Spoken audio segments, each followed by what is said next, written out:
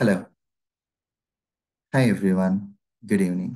So ఈ రోజు సెషన్లో మనము ఇంకొక కంపెనీలో ఇంకొక 2-3 కంపెనీల్లో అడిగే మాన్యువల్ టెస్టింగ్ ఇంటర్వ్యూ క్వశ్చన్స్ ఏంటి, వాటికి మనం ఎట్లా ఆన్సర్స్ చెప్పాలి అన్నది స్టడీ చేద్దాము.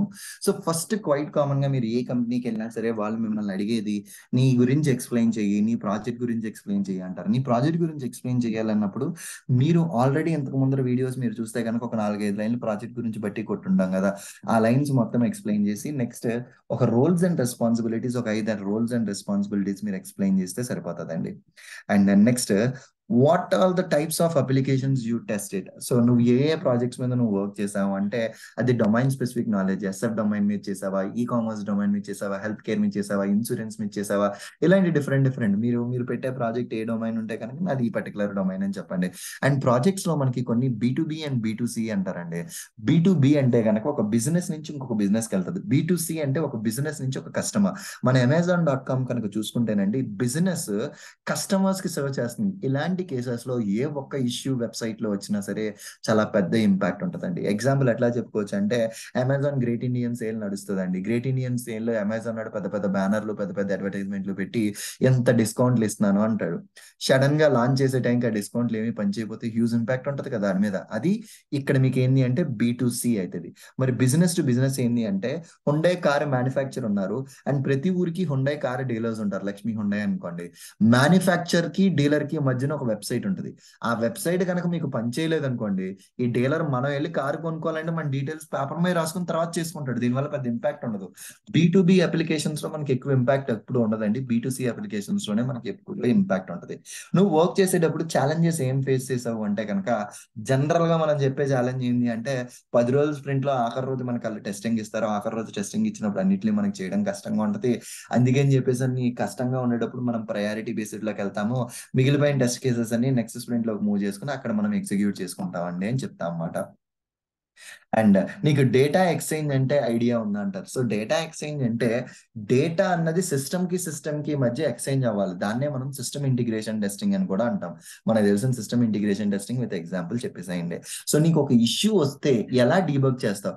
డీబగింగ్ ఇట్ సెల్ఫ్ అంటే ఆ ఇష్యూ కరెక్టా కాదా చెక్ చేయాలి. స్టెప్ బై స్టెప్ రాసిన మనం ఏది చేస్తే పోయిందని మనకు వచ్చినదో ఆ స్టెప్ బై స్టెప్ కరెక్ట్ గా చేసి పట్టగా మళ్ళా సేమ్ అది వస్తుందా రావట్లేదా, ఇది వ్యాలిడ్ ఇష్యూ కాదా, మల్టిపుల్ టైమ్స్ మనం చెక్ చేసుకుని దెన్ రిపోర్ట్ చేస్తాం. డే టు డే యాక్టివిటీస్ మనం ఆల్రెడీ స్టడీ చేసాము. Tools used for defect tracking jeera. Defect life cycle explain చేయొచ్చు. ఎస్టిఎల్సి, ఎస్డిఎల్సి మీకు తెలుసు. రీటెస్టింగ్, రిగ్రెషన్ టెస్టింగ్ తెలుసు. ఎప్పుడు రిగ్రెషన్ టెస్టింగ్ ఎగ్జిక్యూట్ చేస్తామో కూడా మనం ఆల్రెడీ స్టడీ చేసాం. నీ టీమ్ సైజ్ అంతా, నీ టీంలో ఎంతమంది డెవలపర్లు టెస్టర్లు ఉంటారంటే 3 టెస్టర్లు, 8 మంది డెవలపర్లు ఉంటారు అని చెప్పండి. అండ్ టెస్టర్ కి ఎప్పుడైనా ఒక ఇష్యూ వస్తే డెవలపర్ తో డిస్కస్ చేయడం కరెక్టేనా రాంగా అంటారు. సో డిస్కస్ చేయడం వల్ల వచ్చే నష్టం ఏమీ లేదు. ఎందుకంటేనండి ఎప్పుడైతే మనం ఒకళ్ళతో ఒక పాయింట్ ని మనం డిస్కస్ చేస్తున్నామో మనం అక్కడ క్లియర్ గా దాన్ని అర్థం చేసుకుంటున్నట్టు. మేబీ నేను రిక్వైర్మెంట్ రాంగ్ గా చదివి ఉండొచ్చు, నేను డెవలపర్ తో ఒకసారి ఇంటరాక్ట్ అయ్యి అతనితో మాట్లాడడం వల్ల ఇంకా క్లియర్ అండర్స్టాండింగ్ మనకు వస్తుంది. సో ఖచ్చితంగా ఇంటరాక్ట్ అవడంలో తప్పైతే లేదు. ఎపిక్ అంటే ఏంటి, స్టోరీ అంటే ఏంటి, టెస్ట్ అంటే ఏంటి? ఎపిక్ అంటే కనుక complete requirement, high level requirement ని ఎపిక్ లో పెడతారు. ఒక ఎపిక్ కి మల్టిపుల్ స్టోరీస్ ఉంటాయి. ఒక్కొక్క స్టోరీకి ఒక్కొక్క టాస్క్ ఉంటుంది. అనాలిసిస్, డిజైన్, ఎగ్జిక్యూషన్ అవన్నీ కూడా మన యొక్క టాస్క్ అనమాట. నీ స్ప్రింట్ డ్యూరేషన్ ఏంటి, నువ్వు స్ప్రింట్ ఎస్టిమేషన్ ఎలా ఇస్తావు అంటారు. ఎస్టిమేషన్ ఎలా ఇస్తావు అంటే డిఫరెంట్ డిఫరెంట్ టూల్స్ ఉంటాయండి. మేము ఆ టూల్స్ వాడలేదు, మాన్యువల్లీ ఎస్టిమేషన్ ఇస్తున్నామనండి. స్ప్రింట్ డ్యూరేషన్ ఎప్పుడు కూడా 10 రోజులే ఉంటుంది. ఎస్టిమేషన్ ఎలా ఇస్తాం అంటే స్ప్రింట్ ప్లానింగ్ కన్నా ముందర ఉన్న టెస్టర్లు అందరూ ఒక కాల్లోకి వెళ్ళి ఒక్కొక్క స్టోరీని ఓపెన్ చేసుకుని ఆ స్ప్రింట్ లోవి దాని గురించి మేము అనలైజ్ చేసుకుని పాయింట్లు ఇస్తాం. 1, 3, 5, 7, 13 ఇలా పాయింట్స్ ఉన్నాయి కదా, ఆ పాయింట్లన్నీ మేము ఇస్తామండి అని చెప్తాం.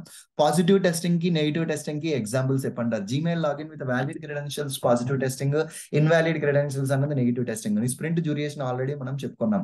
అజైల్ కి, వాటర్ ఫాల్ కి ఉండే బెనిఫిట్ ఏంటి, నీకు ఏది ఇష్టము అంటే అజైలే బెనిఫిట్ అండి. ఎందుకంటే కస్టమర్ కి ఎక్కువగా ఇంటరాక్ట్ అవుతా ఉంటాము, కస్టమర్ కి అప్లికేషన్ తొందరగా వెళ్తా ఉంటది. సో ఇలాంటి అడ్వాంటేజెస్ అన్ని ఉంటాయి కాబట్టి మనం అజైల్ కి ఎక్కువ ప్రిఫరెన్స్ ఇస్తాము. డిఫర్డ్, డిఫెక్ట్ అండ్ రిజెక్టెడ్ అంటే ఏంటి? డిఫర్డ్ అంటే డెవలపర్ దాన్ని యాక్సెప్ట్ చేశాడు కానీ తర్వాత ఫిక్స్ చేస్తాడు. రిజెక్టెడ్ అంటే నువ్వు ఇచ్చింది డెవలపరే యాక్సెప్ట్ చేయట్లేదు. ఆర్టీఎం అంటే ఏంది? Requirement traceability matrix. దీన్నే టీఎం అంటారు, ట్రేసబిలిటీ మ్యాట్రిక్స్. అల్టిమేట్లీ ఈ ట్రేసబిలిటీ మ్యాట్రిక్స్ వచ్చేసరికి ఏంది అంటే ఒక రిక్వైర్మెంట్ కి ఎన్ని టెస్ట్ కేసెస్ ఉంటాయి. ఇప్పుడు మనం అజైల్ లో జీరా సాఫ్ట్వేర్ వాడడం వల్ల ఈ ట్రేసబిలిటీ మ్యాట్రిక్స్ ని మనం ప్రిపేర్ చేయాల్సిన అవసరం లేదు. And more over dash boards ఉన్నాయి కదా, ఆ డాష్ బోర్డ్స్ లో మనకి డైరెక్ట్ ఒక రిక్వైర్మెంట్ కి ఎన్ని టెస్ట్ కేసెస్ ఉన్నాయన్నది కూడా వచ్చేస్తుంది కదా అక్కడ. అండ్ ఇన్ కేసు ఎప్పుడన్నా మనం ఒక యూజర్ స్టోరీని ఓపెన్ చేస్తే దాని కింద మొత్తం స్టోరీస్ అన్ని వచ్చేస్తాయి. That's not gonna be big deal.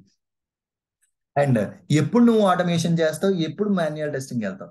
Simple, ఇప్పుడు మీ ప్రాజెక్ట్ ఉన్నదండి, 3 నెలల ప్రాజెక్ట్ అనుకోండి, దానికి ఆటోమేషన్ చేయడం వేస్ట్ కదా, తక్కువ డ్యూరేషన్ ఉంది, మాన్యువల్ టెస్టింగ్ లోకి వెళ్తాం. ఒక ప్రాజెక్ట్ ఉన్నది కంటిన్యూస్ ఒక 1.5 year to 2 years ఉంటుంది, అంటే బోల్డ్ అన్ని ఎగ్జిక్యూషన్ చేయాలి, అంత ఎగ్జిక్యూషన్ చేయాలంటే ఖచ్చితంగా ఆటోమేషన్ టెస్టింగ్ వెళ్తాం. నీకు మాన్యువల్ టెస్టింగ్ యొక్క అడ్వాంటేజెస్ ఏంటి ఆటోమేషన్ తో పోల్చుకుంటే, అసలు మాన్యువల్ టెస్టింగ్ అన్నదే బేస్. మాన్యువల్ టెస్టింగ్ లేకుండా మనం ఏమీ చేయలేం. మాన్యువల్ టెస్టింగ్ అన్నది బేస్ చేసి సర్టిఫై అయిన తర్వాతే మనం ఆటోమేషన్కి వెళ్తాం. కాబట్టి వితౌట్ మాన్యువల్ టెస్టింగ్ ఆటోమేషన్ అనేది స్కోపే కాదన్నమాట. ఓకే. అండ్ నువ్వు కరెక్ట్ గానే టెస్ట్ చేసావు, అయినా ఫెయిల్యూర్స్ ఎందుకు వస్తున్నాయి? ఫెయిల్యూర్స్ రావడానికి రీజన్స్ ఏంటి అంటే, మేబీ ఆ ఫీచర్ మనం మిస్ చేసి ఉండొచ్చు, లేదా మనం చేసినప్పుడు పాస్ అయ్యి వాళ్ళతో మైగ్రేట్ చేసేటప్పుడు ఏమన్నా డిపెండెన్సీస్ మిస్ అయ్యి అప్పుడైనా ఫెయిల్ అయి ఉండొచ్చు. మిస్ అయితేనే మనం దాన్ని ఎస్కలేషన్ లోకి వెళ్ళి మనం కన్సిడర్ చేసుకుంటాం. మిస్ అవ్వకోలేదు అనుకోండి, అప్లికేషన్ లో వేరే చోట ఇష్యూస్ వస్తే మనకి సంబంధం లేదు. రిస్క్ అంటే ఏంటి, పాసిబుల్ రిస్క్ అంటే ఏంటి, దాన్ని ఎలా హ్యాండిల్ చేస్తావు? ఇప్పుడు ముగ్గురు ఉన్నాం ప్రాజెక్ట్ లో, ఆల్ ఆఫ్ ఎఫెక్ట్ నిద్ర మానేశారు అనుకోండి, మొత్తం వర్క్ అంతా మీద పడుతుంది రిస్క్.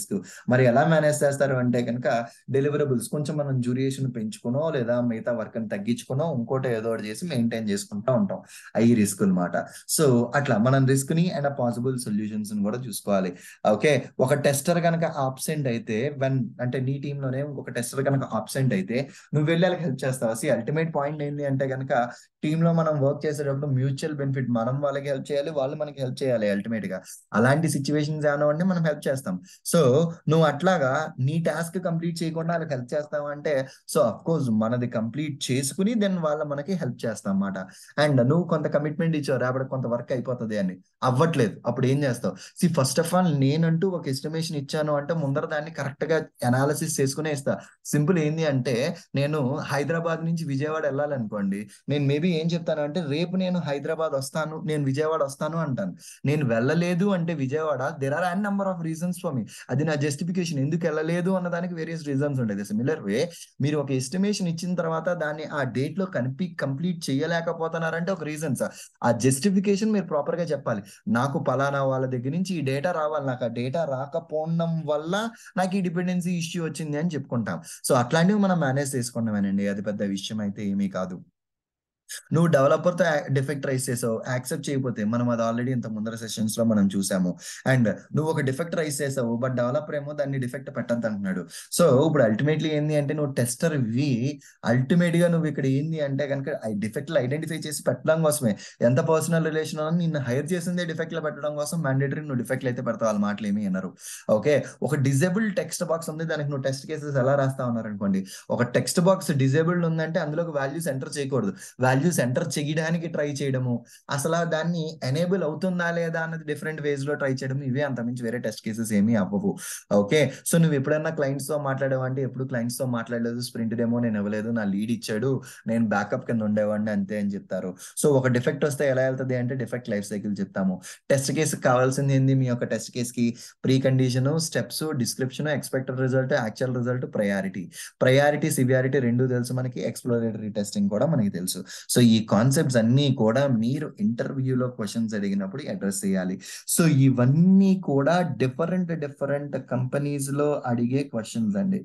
ఓకే. డిఫరెంట్ కంపెనీస్ లో అడిగే క్వశ్చన్స్ మాట. Okay. Perfect. Done the deal. So okay, perfect అండి, done the deal. See you again in the next session. Thank you.